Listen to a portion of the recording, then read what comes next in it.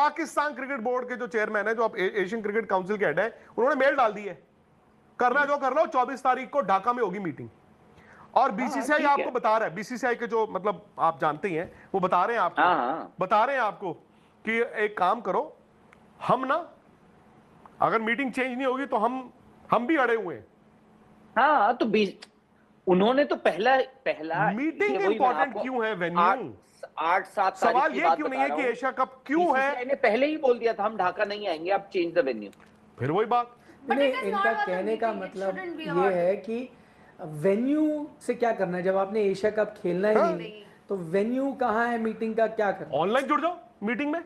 अगर आपने इतना ही आपको चाह हुआ है तो ढाका जाने के बजाय दिल्ली से बैठ के या जहां से बैठ के कर लो, ऑनलाइन कर लो। ये हो सकता है कि उसमें एशिया कप के अलावा और भी कुछ चीजों पे। हाँ, वो आई एग्री, वो तो और भी होंगी, बट एशिया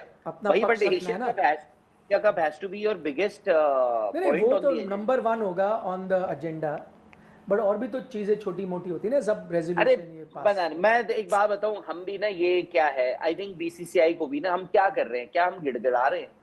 बंद करो, मत करो एशिया कप, कराएंगे हम यहाँ पे एक ट्रायंगुलर सीरीज, आईसीसी से करवाओ, अप्रूवल लो, क्वाड्रेंगुलर कराओ।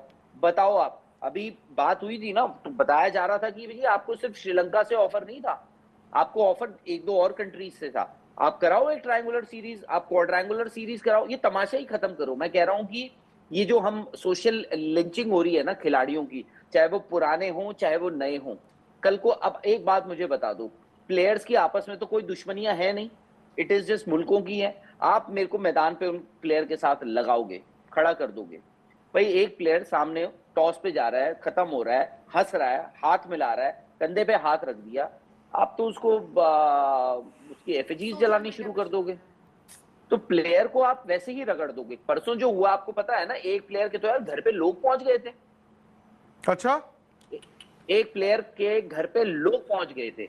अब क्या होता है, चलो इनकी फैमिलीज यंग है, कुछ मैं इंडिया की भी बात कर रहा हूँ, इंडियन प्लेयर्स जो इंडियन टीम है, ये लेजेंड्स वाली नहीं, सब इनकी फैमिलीज ट्रैवल करती है, यंग फैमिलीज होती है, बच्चे भी होते हैं, वाइफ्स भी होती है सब प्लेयर्स की कभी टूर्स पे, बट माँ बाप वो तो घर पे है, वो कोई 50 साल का है, कोई 60 साल का है, कोई 70 साल का है, दे यार वो मेरा राहुल जी ये सीधा मानना है, जब तक गवर्नमेंट लेवल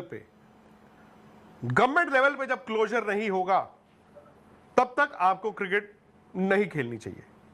ठीक है, क्रिकेट के बारे में नहीं सोचना चाहिए। गवर्नमेंट मतलब अब ठीक है, आईसीसी मजबूरी है आपकी, ओलंपिक्स फलाना ढिमकाना आपकी मजबूरी है, चलो मैं मान लेता हूं, बट ये तो आप कॉर्पोरेट टूर्नामेंट एक और क्रिएट कर रहे हो ना। क्या हो गया एशिया कप नहीं हुआ तो क्या हो गया? पहली बार थोड़ी ना होगा। तो पॉइंट ये है कि जब तक अगेन फिर बदला क्या, फिर क्लोजर होने दो ना यार, सरकार हमें आके बता दे। मैं हमेशा कहता हूं अगर गवर्नमेंट की पॉलिसी है उसके तहत फिर जो आपके लेजेंड्स हैं वो भी फिर उसके बाद जज हो ना। फिर नहीं, पर इसमें ये थोड़ा उल्टा है ना, मतलब सरकार को एक पॉलिसी मतलब रादर देन कि हम वेट करें कि क्या करना चाहिए, सरकार को बता देना चाहिए ये पॉलिसी है, ये है, अब आप वही फॉलो करो, खत्म बात। मैं ये कह रहा हूँ अगर कोई क्लैरिटी नहीं आएगी तो जो बोर्ड्स हैं या ये जो लीग्स हैं, ऐसे तो बहुत, वो अपना प्रोसेस कंटिन्यू करती है, वो अपना करती जाती है। एक बार सरकार की तरफ से सीधे ही इंफॉर्मेशन चाहिए खिलाड़ियों को, सबको, कि ये हमारी पॉलिसी है, ये आपने करना है।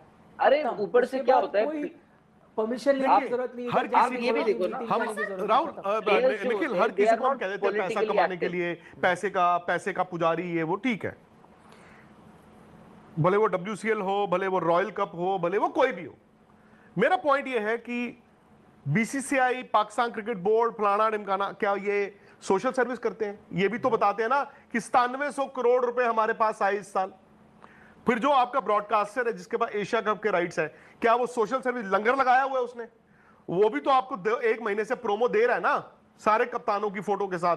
वो उसने भी पैसा लगाया और पैसे के लिए कर रहा है ना। जो जिस बंदे ने इसके राइट्स खरीदे हुए हैं, स्पॉन्सरशिप राइट्स खरीदे हुए हैं, इंडिया की कंपनी है, क्या वो सोशल सर्विस कर रही है? अस्सलामुअलैकुम दोस्तों, जैसा कि आप जानते हैं, आज हम बात करने वाले हैं India versus England third test match के बारे में, जिसमें इंग्लैंड ने पहले टॉस जीतकर बैटिंग का मुजाहरा किया और इसके साथ साथ 387 रन्स का टारगेट दिया और इंडिया ने इसमें बहुत अच्छी बॉलिंग की। और जब इंडिया की बैटिंग आई तो इंडिया ने भी 387 रन्स बनाए और ये मैच बराबर हो गया। और इसके साथ साथ जब इंग्लैंड दोबारा बैटिंग पर आया तो इंग्लैंड ने इंडिया को 197 रन्स का टारगेट दिया। और इसके साथ साथ इंग्लैंड ने जब इंडिया की बारी आई तो इंग्लैंड ने बॉलिंग भी बहुत अच्छी की और कुछ ही देर में इंडिया की 4 विकेटें हासिल कर लीं। इसके साथ साथ इंडिया का ये मैच जितना नामुमकिन नज़र आ रहा था।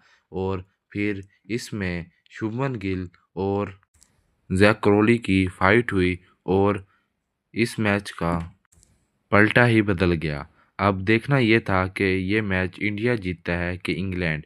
जब डे 5 शुरू हुआ तो इंडिया जब दोबारा बैटिंग पर आया तो रविंद्र जडेजा और मोहम्मद सिराज बैटिंग पर आए और उन लोगों ने कुछ देर बैटिंग को बढ़ाया और बैटिंग करते रहे।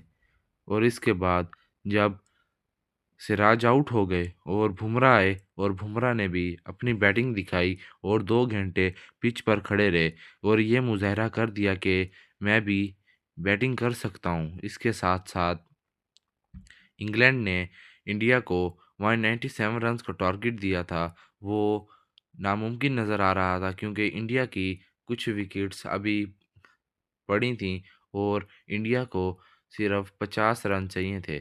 और फिर इसके बाद इंग्लैंड ने अपनी बॉलिंग तब्दील की और बॉलिंग तब्दील करते ही इंडिया की 2 विकेट्स और हासिल कर लीं। अब इंग्लैंड का ये मैच जीतना बहुत आसान हो गया था। और फिर जब इसके बाद मोहम्मद सिराज और बुमराह बैटिंग पर आए तो उन्होंने मैच को 50-50 कर दिया।